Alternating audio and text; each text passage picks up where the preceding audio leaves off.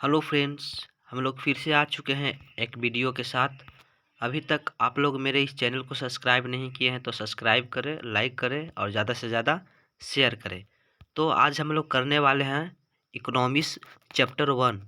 जो पहला चैप्टर है उसका आज हम लोग ऑब्जेक्टिव करेंगे, जिसमें से 25 क्वेश्चन करेंगे और 25 में से आप लोग बताइएगा कितना सही हुआ। ठीक है ना। और हम लोग इससे पहले भी साइंस का ऑब्जेक्टिव कर चुके हैं, बायोलॉजी का पहला चैप्टर का, जिसका 2 वीडियो डाला गया है। हम लोग पहले ही बता चुके हैं कि हर सब्जेक्ट का चैप्टर वाइज ऑब्जेक्टिव इस चैनल के द्वारा कराया जाएगा, और ख़ास करके बिहार बोर्ड के लिए जो बिहार बोर्ड में पूछे जाते हैं उसी प्रकार के ऑब्जेक्टिव क्वेश्चन कराए जाएंगे। ठीक है। तो आप लोग अभी तक मेरे चैनल को सब्सक्राइब नहीं किए हैं तो सब्सक्राइब करें, ताकि आने वाले वीडियो सबसे पहले आप लोग के पास पहुंच पाए। ठीक है। तो आज हम लोग क्वेश्चन करेंगे सब्जेक्ट इकोनॉमिक्स का, जिसका 25 क्वेश्चन ऑब्जेक्टिव करेंगे। ठीक है। तो इसमें से देखेंगे आप लोग 25 में से कितना सही करते हैं। तो चलते हैं आज का क्वेश्चन पे, और क्या है, किस प्रकार से क्वेश्चन है वो पूछे जाते हैं। तो पहला क्वेश्चन है आज का, प्राथमिक क्षेत्र किसे कहा जाता है। ठीक है। आप लोग आंसर कमेंट में बताते चलिएगा और लास्ट में बतलाइएगा 25 में से कितना सही हुआ। तो पहला क्वेश्चन है कि प्राथमिक क्षेत्र किसे कहा जाता है। ठीक है। बताइए, सेवा क्षेत्र को, उद्योग क्षेत्र को, कृषि क्षेत्र को, इनमें से सभी। तो प्राथमिक क्षेत्र जो कहा जाता है उसे इनमें से कौन है। तो प्राथमिक क्षेत्र है वो क्या है, तो इसमें से है वो कृषि क्षेत्र को प्राथमिक क्षेत्र कहा जाता है। ठीक है। चलते हैं अगले नंबर क्वेश्चन पे। अगला नंबर क्वेश्चन है, कौन से देश में मिश्रित अर्थव्यवस्था है।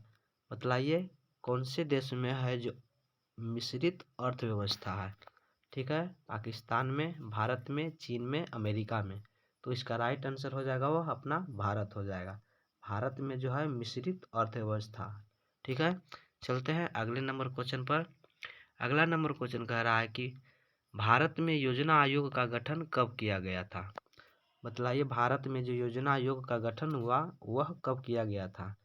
15 मार्च 1990 को, 15 मार्च 1980 को, 15 मार्च 1950 को, 15 मार्च 1951 को। तो हम लोग जानते हैं कि योजना आयोग का जो गठन हुआ है ना 15 मार्च 1950 को किया गया है भारत में। ठीक है। तो इसका राइट आंसर सी हो जाएगा। चलते हैं अगले नंबर क्वेश्चन पे।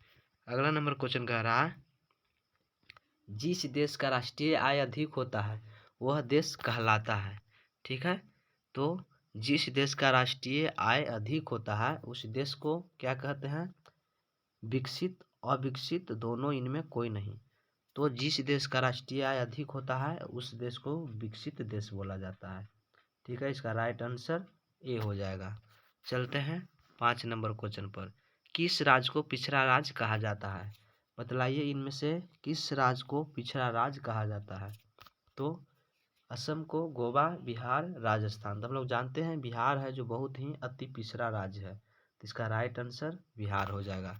चलते हैं अगले नंबर क्वेश्चन पे। अंग्रेजी शासन ने भारतीय अर्थव्यवस्था को क्या किया, शोषण किया, दोहन किया, विकसित किया, इनमें से सभी। तो नहीं दोहन किया, नहीं विकसित किया, तो किया क्या, तो शोषण किया है ना।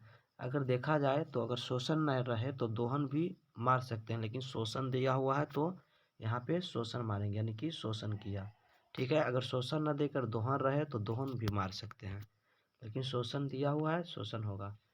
अगला है, भारत अंग्रेजी शासन का एक क्या था। ठीक है। पूछ रहा है भारत अंग्रेजी शासन का एक क्या था। शासक, मालिक, उपनिवेश, इनमें से सभी। तो इसका राइट आंसर बतलाइएगा। भारत अंग्रेजी शासन का एक क्या था, तो क्या शासक था, मालिक था, उपनिवेश था, इनमें सभी। तो एक उपनिवेश था। तो इसका राइट आंसर सी हो जाएगा। ठीक है। क्या था, तो उपनिवेश, यानी राइट आंसर वो सी होगा। चलते हैं अगले नंबर क्वेश्चन पे। कर रहा है, द्वितीयक क्षेत्र को क्या कहा जाता है। इनमें से बतलाइए कि द्वितीयक क्षेत्र को क्या कहा जाता है। औद्योगिक क्षेत्र, सेवा क्षेत्र, कृषि क्षेत्र, इनमें से सभी। तो द्वितीयक क्षेत्र को जो है वो औद्योगिक क्षेत्र के नाम से भी जाना जाता है। राइट आंसर ए हो जाएगा। चलते हैं अगले नंबर क्वेश्चन पे। भारत में आर्थिक विकास का श्रेय किसे दिया जाता है? भारत में आर्थिक विकास का जो श्रेय है वह किसे दिया जाता है? ठीक है, तो भूमि को, उद्योग को, व्यापार को, नियोजन को। तो आर्थिक विकास का जो श्रेय है ना वह नियोजन को दिया जाता है। आंसर राइट डी हो जाएगा। ठीक है, चलते हैं अगले नंबर क्वेश्चन पे। 10 नंबर क्वेश्चन कह रहा कि आर्थिक विकास की माप करने के लिए, यहाँ पे मिस्टेक हो गया है, टाइपिंग माप होगा, माप लिखा गया है। ठीक है, यहाँ पे जो है माप होना चाहिए। ठीक है, माप। चलिए, आर्थिक विकास तो यहाँ पे कट कर सकते हैं। ठीक है, यहाँ पे माप नहीं माप होगा। चलिए बतलाइएगा, आर्थिक विकास की यहाँ पे लिख देते हैं माप। माप यानी कि मापना। ठीक है, आर्थिक विकास की माप करने के लिए सबसे अच्छा सूचकांक क्या, सबसे अच्छा सूचकांक किसे माना जाता है? योजना आयोग को, प्रति व्यक्ति आय को, विकास को, इनमें से सभी। तो सबसे अच्छा सूचकांक जो है आर्थिक विकास का वह प्रति व्यक्ति आय को माना जाता है। ठीक है, इसका राइट आंसर बी हो जाएगा। चलते हैं अगले नंबर क्वेश्चन पे। 11 नंबर क्वेश्चन कह रहा है कि संसाधन के मामले में धनी होते हुए भी बिहार की स्थिति कैसी है? यानी संसाधन से भरा पूरा है, ठीक है, लेकिन तो भी उसका स्थिति क्या है बिहार राज्य का? तो अच्छा है, व्यापक है, दयनीय है, इनमें सभी। तो बिहार का जो स्थिति है वह क्या है? बहुत ही दयनीय है, संसाधन होते हुए भी। चलते हैं अगले नंबर क्वेश्चन पे। 12 नंबर क्वेश्चन कह रहा है बिहार में जीवन का आधार किसे माना जाता है? बिहार में जीवन का आधार किससे माना जाता है? सेवा को, उद्योग को, कृषि को, व्यापार को। इसका राइट आंसर हो जाएगा वह कृषि को। यानी बिहार में जो जीवन का आधार है वो कृषि को ही माना जाता है। अगले नंबर क्वेश्चन पर चलेंगे। बिहार के विकास में एक बहुत बड़ा बाधा क्या है ना? यहाँ पे 2 बार बड़ा बड़ा लिखा गया। ठीक है, तो इसका क्वेश्चन कह रहा है कि बिहार के विकास में एक बहुत बड़ा बाधा है ना, यहाँ पे बाधा होगा, मिस्टेक से बड़ा बड़ा लिखा गया है, यहाँ पे बाधा बोला जा रहा है, बहुत बड़ा है ना, बाधा क्या है? ठीक है, चलिए बतलाइए। शिक्षा है, व्यापार और जनसंख्या या इनमें सभी। तो बहुत बड़ा बाधा जो है ना वो क्या है? तो जनसंख्या है ना। बिहार में बहुत ज़्यादा ही जनसंख्या है जिसके कारण से विकास होने में कठिनाई हो रही है। ठीक है, जितना विकास होना चाहिए उसके हिसाब से जनसंख्या नहीं बल्कि बहुत ज़्यादा जनसंख्या है, यह एक बाधा है विकास होने में। तो इसका राइट आंसर सी होगा। चलते हैं अगले नंबर क्वेश्चन पर। किस क्षेत्र को तृतीयक क्षेत्र कहा जाता है? तो इसका राइट आंसर बतलाइएगा। उद्योग क्षेत्र को, सेवा क्षेत्र को, प्राथमिक क्षेत्र को, इनमें से कोई नहीं। तो किस क्षेत्र को तृतीयक क्षेत्र कहा जाता है? तो सेवा क्षेत्र को तृतीयक क्षेत्र कहा जाता है। ठीक है, चलते हैं अगले नंबर क्वेश्चन पर।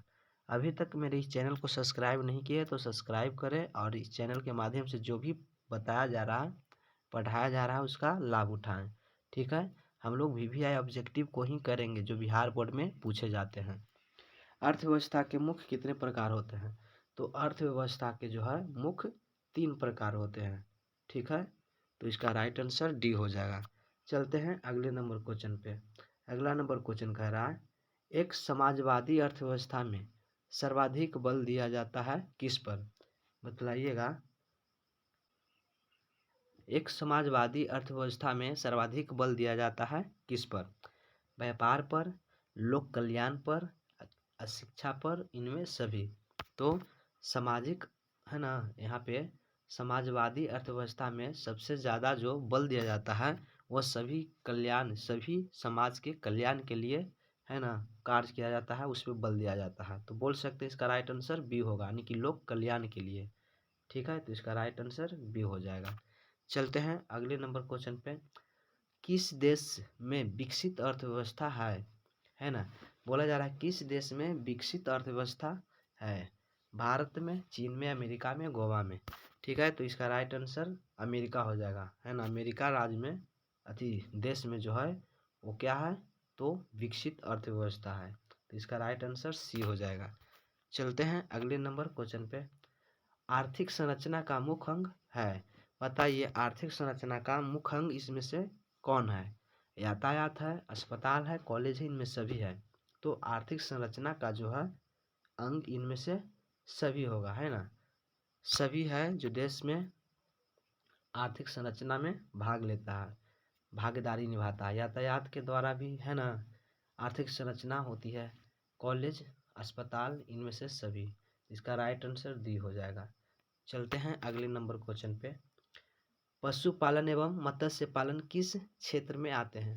यानी पशुपालन और मत्स्य पालन जो किया जाता है इनमें से किस क्षेत्र में आता है, यानी किस क्षेत्र के अंतर्गत पाले जाते हैं? तो सेवा क्षेत्र में, द्वितीयक क्षेत्र में, प्राथमिक क्षेत्र में, इनमें से सभी। तो इसका राइट आंसर होगा वह हो जाएगा प्राथमिक क्षेत्र में। ठीक है, मत्स्य पालन और पशुपालन जो किया जाता है प्राथमिक क्षेत्र में, जिसे क्या बोलते हैं, कृषि क्षेत्र भी बोलते हैं। चलते हैं अगले नंबर क्वेश्चन पे। 20 नंबर क्वेश्चन है, इसके बाद 5 नंबर का और यानी 5 क्वेश्चन और बचेगा। लास्ट में आप लोग बतलाइएगा कि आप लोग का 25 में से कितना सही हुआ। अगला क्वेश्चन है, निम्नलिखित में कौन सामाजिक संरचना का अंग है? यानी पूछ रहा है कि इनमें से कौन है जो सामाजिक संरचना का अंग है। क्या स्कूल है, डाकघर, रेलवे, इनमें सभी। तो इनमें से सभी है जो सामाजिक संरचना का एक अंग है। ठीक है, चलते हैं अगले नंबर क्वेश्चन पे। 21 नंबर क्वेश्चन कह रहा है, निम्न में कौन नवीनीकरण संसाधन है? इनमें से कौन है जो नवीनीकरण संसाधन है? भूमि, पूंजी, खाद बीज, इनमें कोई नहीं। बतलाइए कि इनमें से कौन है जिसका हम उपयोग बार बार कर सकते हैं। तो वो कौन है, तो नंबर ए यानी कि भूमि है, वो बार बार उपयोग आ सकता है, यानी कि नवीनीकरण संसाधन है। राइट आंसर ए होगा अगला।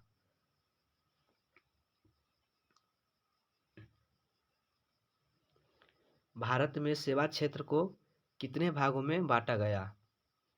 भारत में सेवा क्षेत्र को कितने भागों में बांटा गया है?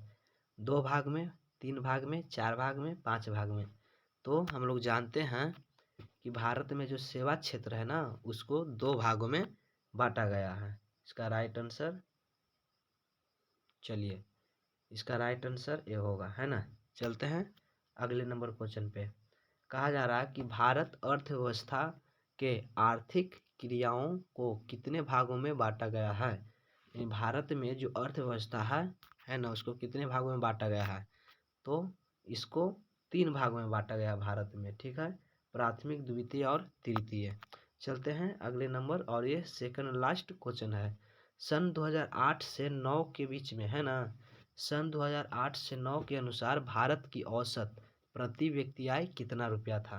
यानी बोला जा रहा है कि 2008 या 9 में जब पता किया गया था कि भारत में कुल पैसा कितना है और एक व्यक्ति पे कितना पड़ेगा, यानी प्रति व्यक्ति आय कितना पड़ेगा, तो बतलाइएगा 2008-9 के अनुसार कितना है।